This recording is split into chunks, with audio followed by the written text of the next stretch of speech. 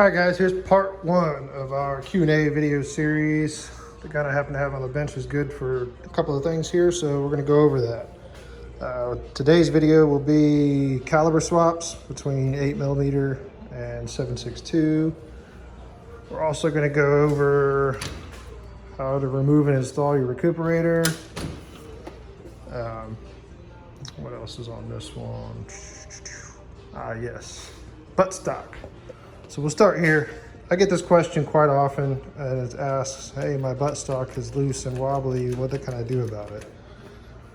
So the buttstock has two latches, actually. There's a latch that holds the buttstock to the buffer itself, and then there's a latch on the receiver that holds the buffer into the receiver. Both of those latches are just a little finger that slides in a notch. So you can see this. How this whole assembly is rocking back and forth here. Let's see if I can do this one-handed. Yep. So you're riding in this notch right here with that lever, and it's just slop. You could try to get it welded up and fitted or try different latches, but it's just a part of these guns. There's $100,000 transferables that they wobble. Then the same thing with the stock. The physical stock to the buffer, this latch button right here is a very similar latch like this that interfaces, I'm not gonna be able to do it one-handed. It interfaces, spin it. And this notch, let me get a better, this notch of the buttstock, there we go. So you see that little lever in there that moves up and down? That just rides in that groove. So you have the slop here and you have the slop here. So it's absolutely normal for your stock to be wobbly. It's just part of the design of these guns. They were wartime guns, and that's just the design. They all wobble. Like I said, if you wanted to, you could probably go in there and try to get that fitment to be better, but by design, these aren't precision machines like an AR-15. A lot of guys want to compare, this gun was designed in the 40s, but they want to compare this kind of a stamped sheet metal gun to a precision AR-15. And it's just not. Your stock, it's gonna wobble. All right, I had to cut the video there because I had to disassemble this thing. It's hard to do one-handed. So next, we're gonna talk about the recuperator. Your recuperator rides underneath your left rail all the way to this stop. On an MG3, it actually comes back a little bit further. Those recuperators are longer, and it stops back here. They install and remove the same. So you have a screw right here with a nut that goes right up in here and holds that bolt in, if you will. So that bolt's got to come out, and then this nut has to come off of this stud, and we'll show you how we do it. I usually use needle nose to grab this guy out. I don't have a videographer, so I'm trying to do all this stuff one-handed. Come on, you. I've already removed the nut from this, so I'm just trying to get the bolt out. There we go. That's what that looks like. That stud's actually got flats on it. If it'll focus, yep, you can see the flats. Those flats sit down in that slot and keep the nut from, or the bolt from spinning. So I'll toss that in the thing. Now to get these out, usually what I'll do, grab our big screwdriver here. For the semi-auto gun, you've got your blocking bar, you can see in here, this and this that are sticking up there in the bottom of that receiver. So the recuperators end up getting modified on a semi-auto gun, so it's actually harder to remove and install a recuperator. We take our screwdriver and stick it in the rear here, get it underneath it, and wedge it up. So that tab right there clears your blocking bar. Now sometimes we got to go in this direction here and whack it with the hammer to get it to move, because some of them are tighter than others. Let's see if I can get this one done one-handed here. No, give me just a second. All right, so I whacked it. Now you can see that tab has rotated up. If you can see, see the tabs rotated up. Now it'll clear your blocking bar down in there. Usually what I do is I'll take this big screwdriver, stick it in right here, pry forward and out. See how that's letting that recuperator slide forward like that. One thing I haven't done is remove this nut yet, so let's do that.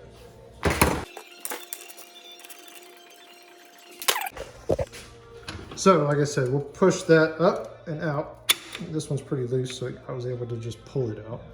But then you're sitting in here, you've cleared the back stop, and your recuperator's now sitting at an angle like that. If you remove your barrel, it takes the tension off of the stud on the front of your recuperator there.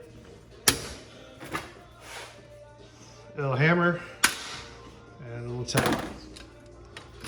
Now that recuperator is loose, and I come up and out of the back. Pretty simple.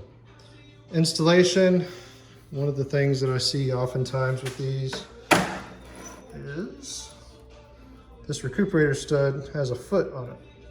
This little foot here. That foot actually faces the rear. A lot of people will put them in this direction, and when you do that, when you go to install your barrel won't clear the head of your piston here, and you can't get your barrel in. So this foot needs to go to the rear.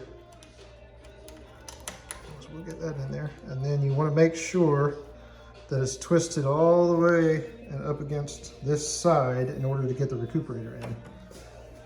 So I'm going to set you up on the tripod to do the rest of this. So give me just a second. All right, there we go. Got you up on the tripod. So it's much easier to do this with two hands and not holding a phone. Got your recuperator, got your stud installed properly, facing the foot facing the rear of the recuperator. We'll shove you in from the rear all the way to the front. And you slowly slide it forward until you see the stud poking through the hole in the side of the receiver. And then you push it so your stud comes out. Then what I do,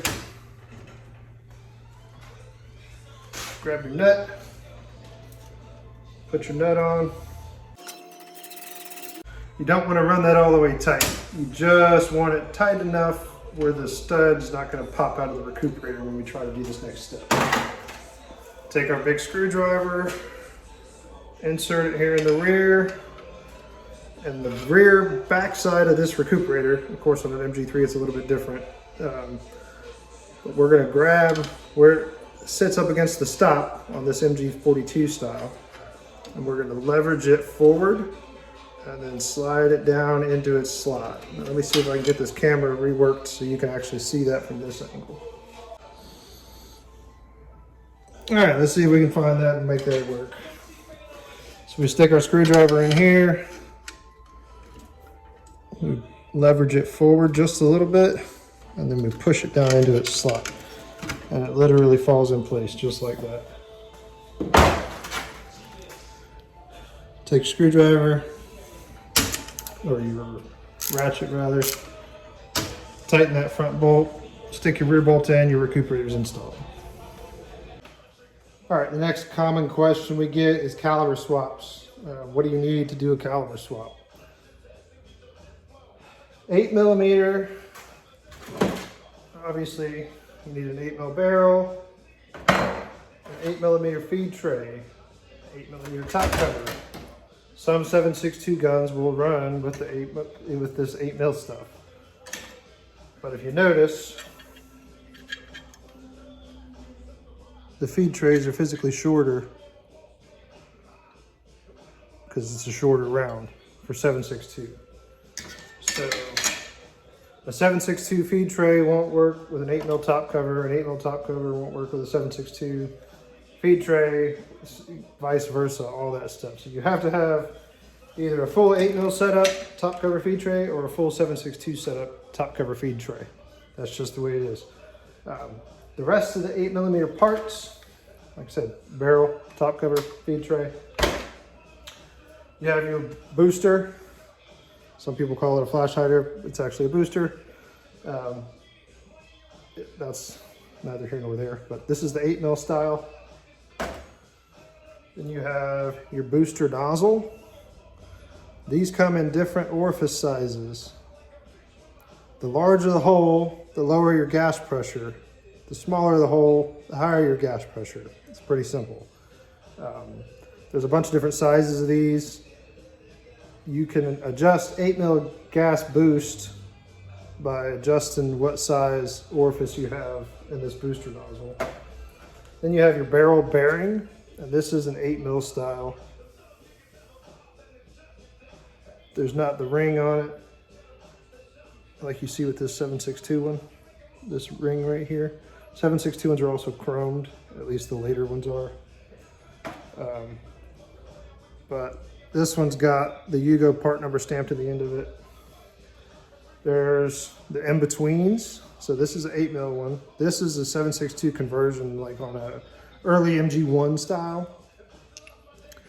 They look externally the same. Of course, some of them, the length of this is a little bit different, but you see here, this one's very dished and this one's not. So this dish will actually give you more gas pressure. So they did that with the early 7.62 conversion guns to up gas pressure. So with an 8 mil gun, you could run this if you wanted to up your gas pressure. Also swapping this out, like I said, will change your gas pressure. But this is an original 8 mil style. Shallow dish, not chromed. This is a 7.62 transition, if you will. And then this is a late MG3 style 7.62. They have the rings, they're chromed. It's got a similar deeper dish than compared to the 8 mil style. So for 7.62, to get your gas pressure up, you could run this 8 mil booster setup, but you're gonna need to adjust your orifice size to up that gas pressure because 7.62 just doesn't have the pressures of 8 mil. So to get your gun to reliably run, a lot of times you gotta swap this out. One of the main things we tell guys to do is go to an MG3 style, which uses this barrel bearing and this late booster. This style, the 7.62 style, doesn't use this kind of booster nozzle. The booster nozzle is built in internally in these. So that's your 7.62 style. So to get your gas pressures up for 7.62, that's usually what we recommend, is this. If you're going for 8 mil look, but you want to use 7.62, like I said, you can use the 8 mil parts. You just need to get, and BRP sells these in a stainless with a small orifice, and you can either, you run it with a small orifice, but if it's slamming your gun too hard, you just slowly open this hole up until you find the happy medium where your gun likes to run. So this is the MG1 style top cover and feed tray. The MG1 doesn't run M60 US style links. It only runs MG42 style belts. One of the differences is the feed pawls. There's also a little bit of differences here in your pressure plate. And then in your feed tray itself, there's some differences. Let me grab some 7.62 MG3 parts real quick.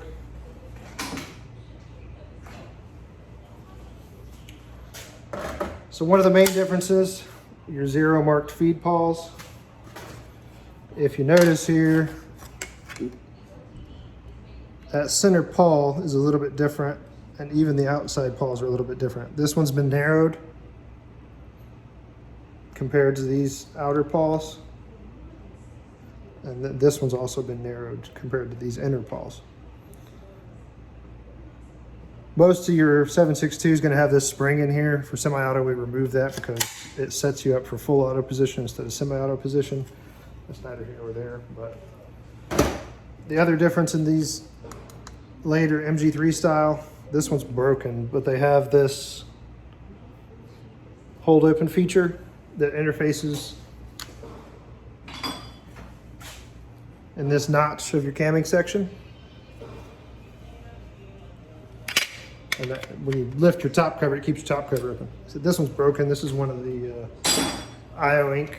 imports. So even the feed tray's got a busted off ear on it, which ain't that big of a deal. We can fix that. But in this feed tray, 762, you can see this is 0 marked. It also has this hanger because it uses a different style of drum. So this is the drum hanger hanging off of it. And then it has the anti-pull inside the tray itself. And there's paws that we were talking about that have been narrowed or to clearance this inner anti-pull part. So when you try to run this feed tray with that style top cover paws, they don't clearance and you run into issues, and vice versa. So it's best to keep MG3 with MG3 and MG1 style with MG1 style. This is just the earlier. They're both 762. They're both the shorter feed tray and the shorter top cover. You can see the difference there. But there are subtle differences between the two. So it's best to run MG1 parts with MG1 and MG3 with MG3. Just depends on what you have, what's available, what you can get your hands on. But so most guns, in order to go from 8mm to 7.62, you can do a barrel swap to begin with, and some guns will just run that way. The booster setup will run and everything's good. The 8mm feed parts will feed the 7.62 no problems. The 8mm bolt head is basically the same as 7.62 as long as your headspace is good for your other barrel. So you can just do a barrel swap. Some guns, when you get in there, you'll be under gassed when you hit 7.62 compared to 8mm. So like I mentioned earlier, you can change out your booster nozzle to up your gas pressure. You can swap to the early 7.62 style if you can find one, barrel bearing, or you can even swap out for the MG3 style barrel bearing. That'll up your gas pressure. If that's still not enough pressure to get the gun to run, you can go to 7.62 MG3 style, barrel bearing and booster assembly. That should get your pressure up. If you're still having short strokes and that kind of stuff, the most gas you can put into the system is MG3 with the BRP small nozzle booster nozzle here, the chrome style. I don't have one on hand to show you, but this hole is smaller. So this plus this running the 8mm style gives you the most gas that you can get in that system. And a lot of times it slams the guns. It'll crack your carrier, especially on 7.62. It'll mushroom the backside of the carrier because it's slamming so hard. So you've got to open up that orifice. But that's a basic gist of what you need to do to run 7.62. Like I said, some is just a barrel swap, some is a barrel and a booster swap. Some guns, the 8mm stuff doesn't want to run, and you've got to go with a full either MG1 or MG3 conversion. So you've got barrel, top cover, feed tray, booster assembly. All of these parts swap and interchange relatively easily. I don't think I need to physically show you how to move and change these parts on the gun. It's pretty self-explanatory. The hardest part is actually changing out these guys. And I can actually push you right over here and we can go over that real quick. That's a little bit better. Okay. So here's your nose, here's your barrel bearing. What you gotta do is slide it all the way over here to your feed tray, which is just out of frame. That's the only way it'll fit. See how it doesn't fit in the notch on that side of the shroud. You gotta take it all the way down to your, not your feed tray, your barrel door. And then it slides inside the shroud. See it there, inside the shroud. Come all the way to the front and it'll stop, it won't go in. You've actually gotta lift this finger and then it'll slide past the internal pieces in here and into the front portion of the nose here. And then it's just a matter of getting it clocked right so it comes out. And there it is. So what you're trying to do is these tits, there's internal cuts on your nose. Do I have one handy here? See the notches there inside? So you're trying to get your booster to line up. It only goes in there one way. In fact, this one doesn't even like this nose, which is probably why we haven't used it. But, oh, there it goes. So you got to rotate to get that to jive. Inserts from the outside, or from the rear rather. So that's that. That'll probably be it for this video. Let me know if you have any questions. That was buttstock, that was recuperator, and the basics of caliber swaps. So.